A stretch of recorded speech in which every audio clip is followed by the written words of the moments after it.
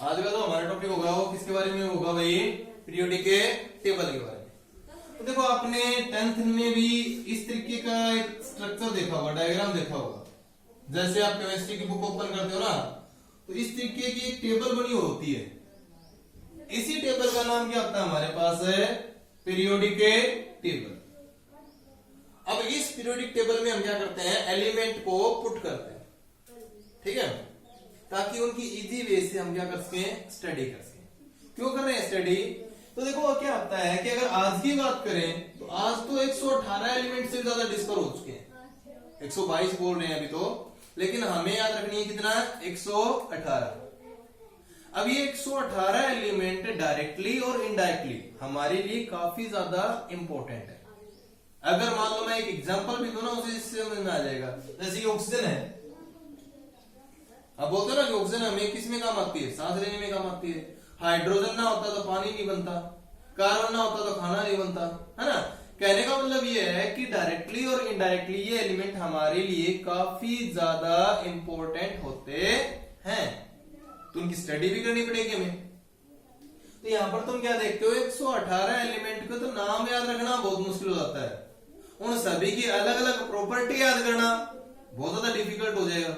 और अगर मान लो मैं एक एग्जांपल दे दूं, उससे समझ में आ जाएगा कि भी इनकी प्रॉपर्टी स्टडी करना बहुत डिफिकल्ट है।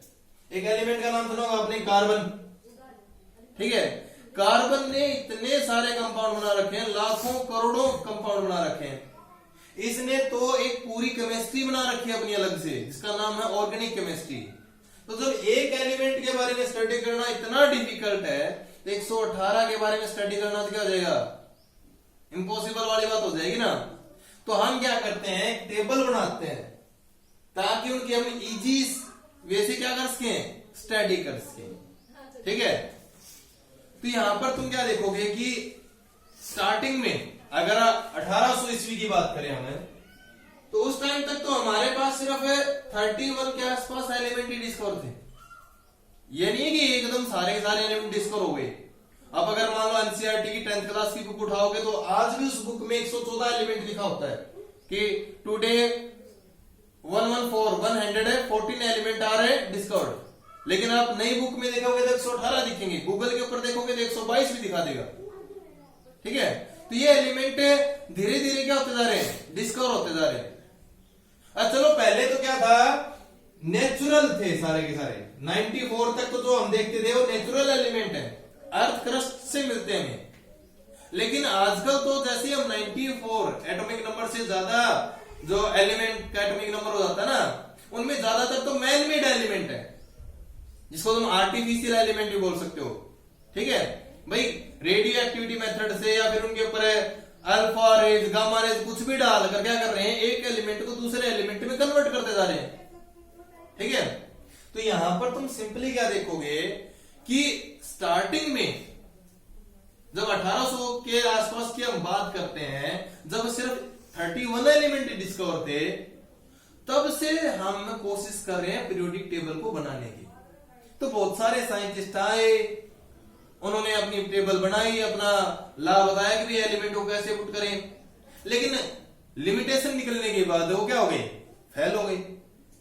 ये मत समझ लेना कि इसकी कोई लिमिटेशन नहीं है।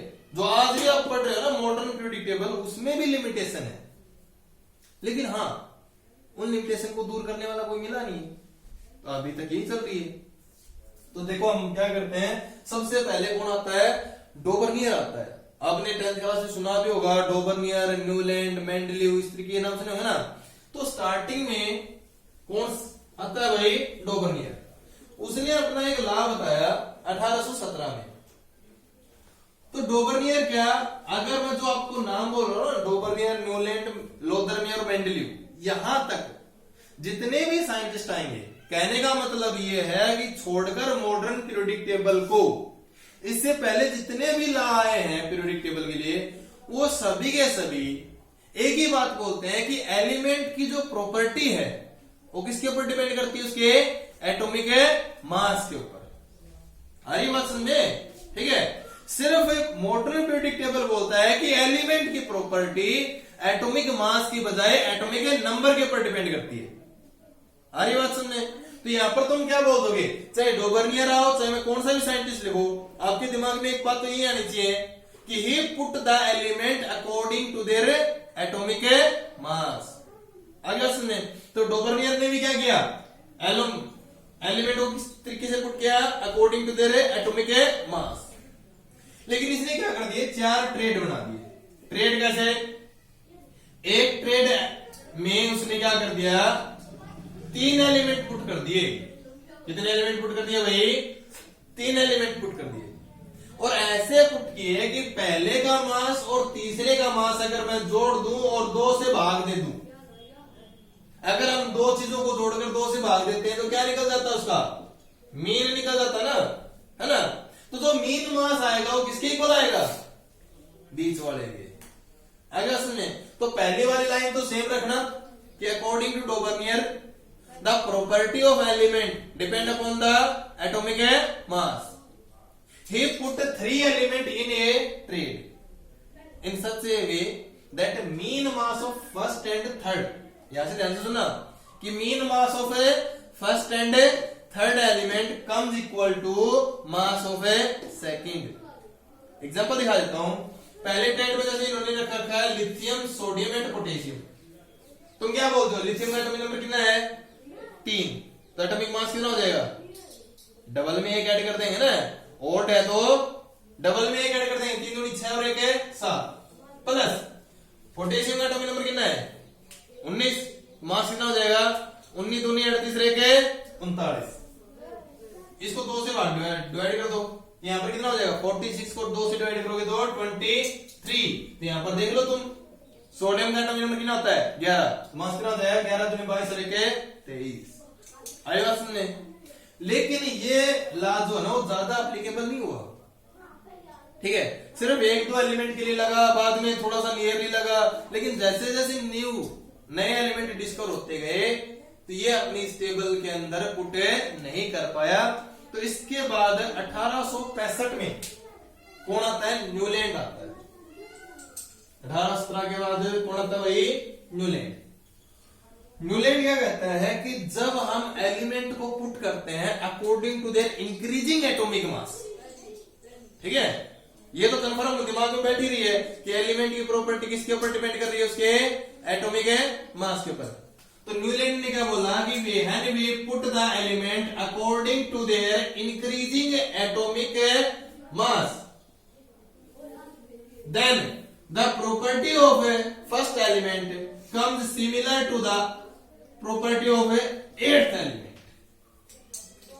ठीक है, यहां पर तुम काउंटिंग करके देख लो, 1 2 3 4 5 6 7 8। अब तुम देखोगे जी यहां पर फ्लोरीन के बाद तो नियोन आता है, लेकिन उस टाइम तक नोबल गैसेस डिस्कवर नहीं थी, ठीक है। अरे बात सुनने, तो यहां पर तुम क्या देखोगे, तो यहां से गिनती स्टार्ट करोगे तो इसकी एलिमेंट की इसके साथ प्रॉपर्टी मिलती जाएंगी। तो according to Newlands law of octave, इसको न्यूलैंड्स लॉ ऑफ ऑक्टेव क्यों कहते हैं, क्योंकि ये म्यूजिकली स्केल के ऊपर ही तो डिपेंडेंट है।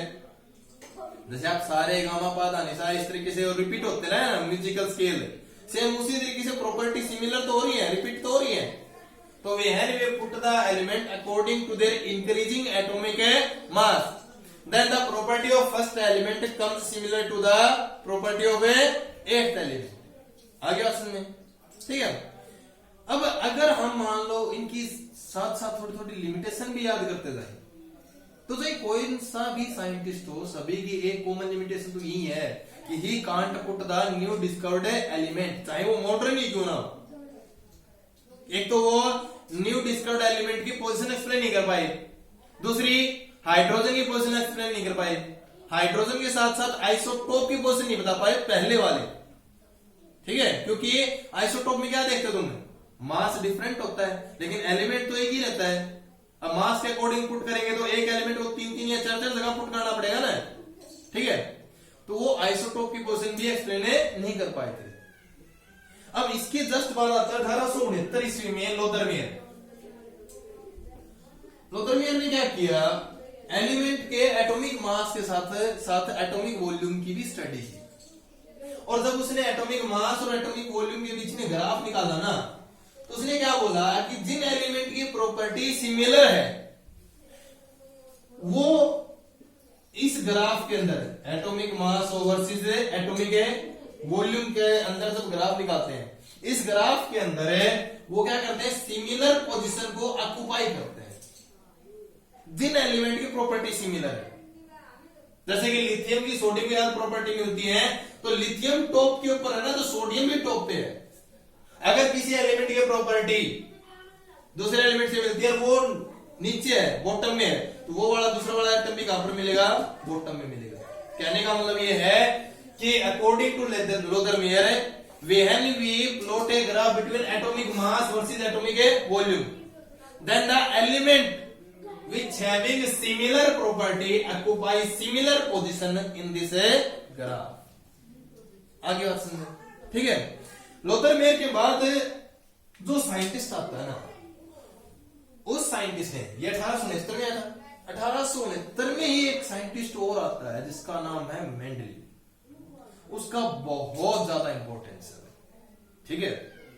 हम हालांकि बुक्स के अंदर स्टडी करते हैं कि मॉडर्न पीरियोडिक टेबल को वॉर पीरियोडिक टेबल ही बोल देते हैं, लेकिन आपको कभी भी ये पूछा जाए कि पीरियोडिक टेबल के फादर कौन है या फिर who discovered modern periodic table, तो चाहे आप गूगल के ऊपर सर्च कर लेना, उसके ऊपर आज तक मेंडलीव ही नाम आता है, ठीक है। इस साइंटिस्ट का काफी ज्यादा योगदान है in making the periodic table. हाँ, हालांकि मेथड इसने भी वही चूज किया, उसने भी यही बोला कि भाई एलिमेंट की जो प्रॉपर्टी है वो किसके ऊपर डिपेंड करती है, उनके एटॉमिक मास के ऊपर डिपेंड करती है, ठीक है। लेकिन इसने एक खास बात ये अपनाई कि जिन एलिमेंट की प्रॉपर्टी सिमिलर थी, जिन एलिमेंट की प्रॉपर्टी मिलती है, उनको इसने क्या कर दिया, सेम ग्रुप के अंदर पुट कर दिया, ठीक है। कहने का मतलब ये हुआ कि according to Mendeleev the property of element are the periodic function of their atomic mass. कहने का मतलब एलिमेंट की जो प्रॉपर्टी है वो उसके एटॉमिक मास के ऊपर डिपेंड करती है। And when we put the element according to their increasing atomic mass, जब हम एलिमेंट को पुट करते हैं according to their increasing atomic mass, तो जिन एलिमेंट की प्रॉपर्टी सिमिलर थी are put in the same group. Group क्या होते हैं, जो वर्टिकल कॉलम बनाते हैं ना, वो क्या होते हैं, ग्रुप। और जो हॉरिजॉन्टल रोज होती हैं उनको क्या बोलते हैं, पीरियड। आगे बात समझे। तो स्टार्टिंग में 1869 में इसने अपना लॉ बताया। 1869 के बाद 1872 में इसने जो पीरियोडिक टेबल बनाई थी ना, इसकी वो पीरियोडिक टेबल पब्लिश हुई थी, जिस टेबल के अंदर इसने 6 पीरियड बनाए थे और 8 ग्रुप बनाए थे। 6 पीरियड और 8 ग्रुप बनाए थे, ठीक है। लास्ट समझ में आ गया, टेबल्स बता दे किसके अंदर 6 पीरियड है और 8 ग्रुप है। अब थोड़ा सा इसकी इंपोर्टेंस के ऊपर ध्यान दो, फिर देखेंगे इसकी इतनी ज्यादा इंपोर्टेंस क्यों। पहली इंपोर्टेंस ये आई कि he gives easy method to study the element. Easy method to study the element, इसने आसान मेथड दे दिया एलिमेंट की स्टडी करने का। कैसे, अब एक ग्रुप में कौन से एलिमेंट है जिनकी प्रॉपर्टी क्या है, सिमिलर है। अगर हमें उस ग्रुप में एक एलिमेंट की प्रॉपर्टी पता चल गई तो समझो सारे एलिमेंट की प्रॉपर्टी क्या हो जाएंगी, पता चल जाएंगी ना। भाई मान लो ये एलिमेंट है, वो ऑक्सीजन के साथ रिएक्शन करके E2O से फॉर्मूले से ऑक्साइड बनाता है, तो नीचे वाले भी E2O फॉर्मूले से ही ऑक्साइड बनाएंगे, ठीक है। अगर मान लो ये ज्यादा रिएक्टिव है तो नीचे वाले भी ज्यादा रिएक्टिव मिलेंगे। अगर मान लो इस ग्रुप वाला कम रिएक्टिव है तो नीचे वाले भी कम रिएक्टिव मिलेंगे। तो स्टडी करना क्या हो गया हमारे लिए, आसान हो गया ना। नंबर 2, इसने क्या कर दिया, कुछ एक जगह खाली छोड़ दी और वहां पर बता दिया कि यहां पर कोई ना कोई एलिमेंट आएगा, ठीक है। कैसे बताया, देखो जब इसने पीरियोडिक टेबल बनाई थी उस टाइम तक सिलिकॉन और जर्मेनियम जो एलिमेंट थे वो डिस्कवर्ड नहीं थे। तो उसने क्या किया था, भाई beryllium, boron, carbon, nitrogen, oxygen, ये एलिमेंट डिस्कवर थे। फिर कौन हो गया, मैग्नीशियम डिस्कवर हो गया, उसका मास इनसे ज्यादा है, ज्यादा है तो उसकी प्रॉपर्टी अगर बेरिलियम की मिलती है तो इसके नीचे पुट कर दिया, एल्यूमिनियम की इसके हाथ मिली तो इसके नीचे पुट कर दिया।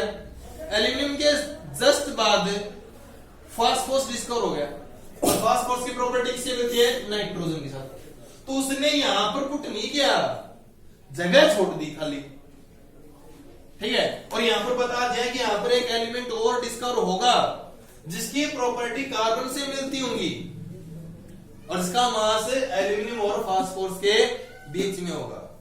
आगे बात सुनिए, कहने का मतलब है he help to discover new element, इसने न्यू एलिमेंट की डिस्कवरी करने में क्या की, हेल्प की। नंबर 3, कुछ एक एलिमेंट का जो एटॉमिक मास था वो डाउटफुल था। डाउटफुल कैसे, देखो क्या है कि पहले हम मानते थे कि जो बेरिलियम का मास है ना वो 13 है, पहले मानते थे। अगर 13 है तो वही सीधी सी बात है तो कार्बन के बाद में आना चाहिए, कार्बन के बाद में आना चाहिए, मतलब इसकी प्रॉपर्टी यहां से जो एलिमेंट आएंगे उनके साथ मिक्स होनी चाहिए। लेकिन इसकी प्रॉपर्टी मिलती किससे है, मैग्नीशियम से। अब मैग्नीशियम यहां मिलती है जिसका मतलब इसको हमें बोरोन से पहले भी पुट करना पड़ेगा, तो इसका एटॉमिक मास फिर से स्टडी करके देखना पड़ा कि क्या इसका मास 13 ही है, लेकिन बाद में फिर से करेक्ट मेजर करके देखा तो इसका एटॉमिक मास कितना आया, 9। हाँ अब ठीक है, ये बोरोन से कम मास है, ठीक है। तो यहां पर सीधे सीधे ये बोल दोगे कि ही करेक्टेड डाउटफुल एटॉमिक मास। कहने का मतलब ये है कि इस साइंटिस्ट ने जो आज के दिन हम पीरियोडिक टेबल पढ़ रहे हैं उसके लाज उसके सब कुछ बता, तो इसने एक्सप्लेन तो सब कुछ कर दिया था आराम से, लेकिन इसकी लिमिटेशन क्या है या फिर इसमें मॉडिफिकेशन और क्या है। तो जैसे जैसे टाइम स्पेंड होता चला गया ना, वैसे वैसे क्या होता चले गए, एलिमेंट डिस्कवर होते चले गए। 1900 ईस्वी तक की अगर हम बात करें तब तक तो नोबेल गैस भी डिस्कवर हो चुकी थी। तो उसने क्या कर दिया कि अदर साइंटिस्ट ने इसी रूल के ऊपर क्या कर दिया, एक अलग से ग्रुप बना दिया उसका। तो अगर हम मॉडिफाइड पीरियोडिक टेबल की बात करें ना, तो मॉडिफाइड पीरियोडिक टेबल में 6 की बजाय कितने पीरियड मिलेंगे आपको, 7 पीरियड मिलेंगे और 9 ग्रुप मिलेंगे। आगे आप सुने, ठीक है। लेकिन इतना कुछ होने के बाद भी ये फेल क्यों हुआ, तो फेल में हम क्या क्या बताएंगे। देखो, जब ये एलिमेंट को पुट कर रहा था according to their atomic mass, एक तो सीधी सी बात है ये आइसोटोप की पोजीशन नहीं बता पाया, he can't explain position of a isotope, क्योंकि आइसोटोप क्या होते हैं, जिन एलिमेंट का एटॉमिक नंबर है सेम लेकिन मास डिफरेंट है, दोनों कार्बन के एटॉमी। तो कार्बन 12 और कार्बन 14 के अगर मास के अकॉर्डिंग देखें तो पोजीशन डिफरेंट होनी चाहिए, तो ये आइसोटोप की पोजीशन एक्सप्लेन नहीं कर पाया, एक बात। नंबर 2, हाइड्रोजन की पोजीशन एक्सप्लेन नहीं कर पाया, नोबल गैस की पोजीशन एक्सप्लेन नहीं कर पाया, एक कोबाल्ट और निकल की पोजीशन नहीं बता पाया। कोबाल्ट और निकल में क्या प्रॉब्लम हो गई, देखो तुमने स्टडी किया होगा कि कोबाल्ट का एटॉमिक नंबर 27 होता है, निकल का 28 होता है, लेकिन मास तो किसके ऊपर डिपेंड करता है, प्रोटॉन प्लस न्यूट्रॉन के ऊपर डिपेंड करता है ना। अब कोबाल्ट में न्यूट्रॉन ज्यादा होने के कारण इसका मास ज्यादा है, किससे, निकल से। अगर मास के अकॉर्डिंग देखें तो निकल पहले आना चाहिए, कोबाल्ट बाद में आना चाहिए, लेकिन अगर पीरियोडिक टेबल की बात देखें तो एटॉमिक नंबर के अनुसार कोबाल्ट पहले लिख रखा है, तो कहने का मतलब कंफ्यूजन हो गया ना। तो he can't explain position of cobalt and निकल। फिर क्या हुआ कि कुछ एक एलिमेंट जिनकी प्रॉपर्टी सिमिलर नहीं थी उनको तो सेम ग्रुप में पुट कर दिया, और जिनकी प्रॉपर्टी सिमिलर थी, मिलती थी, उनको क्या कर दिया, इसने डिफरेंट ग्रुप के अंदर पुट कर दिया। तो क्या निकल गई, इसकी लिमिटेशन निकल गई। अब लिमिटेशन निकलने के बाद कुछ टाइम तक सारे शांत बैठे, ठीक है, क्योंकि इसकी लिमिटेशन दूर करने वाला कोई अभी तक आया नहीं। लेकिन 1912 में एक मोसले नाम का साइंटिस्ट था, उसने एटॉमिक नंबर की डिस्कवरी की, ठीक है, और बता दिया कि भाई एलिमेंट की प्रॉपर्टी किसके ऊपर डिपेंड करती है, एटॉमिक नंबर के ऊपर डिपेंड करती है। तो मेंडलीव का जो लॉ था वो यूज करके हमने क्या किया, एलिमेंट को एटॉमिक नंबर के अनुसार पुट कर दिया। कहने का मतलब है we put the element according to their increasing atomic number and the element which having a similar property are put in the same group. जब हम इंक्रीजिंग एटॉमिक नंबर के अनुसार पुट करते हैं ना एलिमेंट को, तो हमने क्या देखा कि कुछ टाइम के बाद एलिमेंट की प्रॉपर्टी रिपीट होना स्टार्ट हो जाती हैं और उनको हमने क्या रख दिया भाई, एक ग्रुप में पुट कर दिया। आगे सुनने, अब इस प्रोसेस को बोलते हैं पीरियोडिसिटी। क्या बोलते हैं भाई, पीरियोडिसिटी। पीरियोडिसिटी क्या होता है, the repetition of properties of A element. Element की प्रॉपर्टी का रिपीटेशन इज कॉल्ड पीरियोडिसिटी। यहां पर तुम पहले ग्रुप में देखते हो, पहले ग्रुप में कौन आते हैं, lithium, sodium, potassium, rubidium, caesium. तुम बोलते हो ना कि सोडियम पानी में भी आग लगा देता है, क्यों, ज्यादा रिएक्टिव है जी। पोटेशियम क्या कहता है, अरे पानी छोड़ हवा की प्रेजेंस में मिल जाएगा ना तो भी आग लग जाएगी। नीचे वाले एलिमेंट क्या कहते हैं, थोड़ी सी प्रेजेंस किसी की मिल जाओ हम तो आग ही लगा देंगे। कहने का मतलब यह हुआ कि ये सारे के सारे एलिमेंट क्या हो गए, बहुत ज्यादा रिएक्टिव हो गए ना, है ना। इन सभी की प्रॉपर्टी क्या हो रही है, सिमिलर हो रही है ना। तो इसी प्रोसेस को क्या बोलते हैं हमें, पीरियोडिसिटी। किसी ने काज पूछा कि क्यों रिपीट हो रही है इनकी प्रॉपर्टी, तब क्या बताओगे, देखो लिथियम का एटॉमिक नंबर कितना था, 3, तो फर्स्ट सेल में कितने इलेक्ट्रॉन आएंगे, 2, दूसरी सेल में 1। इससे नीचे कौन आया, सोडियम। सोडियम का एटॉमिक नंबर कितना होता है, 11, तो पहली सेल में 2, दूसरी में 8, तीसरी में 1। पोटेशियम का एटॉमिक नंबर है 19, 2, 8, 8 है 1। तो तुम क्या देख रहे हो, आउटर मोस्ट सेल में क्या रहे, सेम नंबर ऑफ इलेक्ट्रॉन आ रहे हैं ना, आगे बात में। तो due to same number of electron in outer most shell they shows similar property. अब ये इस इलेक्ट्रॉनिक कॉन्फ़िगरेशन के बारे में किसने बताया था, बोर ने बताया था ना। इसीलिए इस पीरियोडिक टेबल का पूरा नाम क्या है, bore modern periodic table. Otherwise इसका फादर कौन कहलाएगा, मेंडलीव ही कहलाएगा। आगे बात सुनने, ठीक है। तो ये थे हमारे पास कुछ साइंटिस्ट जिन्होंने क्या किया था, पीरियोडिक टेबल बनाने का मतलब ट्राई किया था, कोशिश की थी। हालांकि आज भी मॉडर्न पीरियोडिक टेबल में हाइड्रोजन की पोजीशन एनामोलस है, यहाँ पर आप लोग एलिमेंट की प्रॉपर्टी भी एक्सप्लेन नहीं कर पा रहे हैं, ठीक है। कुछ एक लिमिटेशन चल रही है अभी भी, लेकिन इनका सीधी सी बात है, कोई सॉल्यूशन तो नहीं निकला अभी तक। एक बात तो ये, इसे अगली वाली वीडियो में हम क्या करेंगे कि भाई इस टेबल की हेल्प से हम कितनी आसान कर सकते हैं स्टडी को। कहने का मतलब ये है कि इससे अगली वाली वीडियो में हम आपको क्या करेंगे, एलिमेंट का नाम चाहे आपको पता हो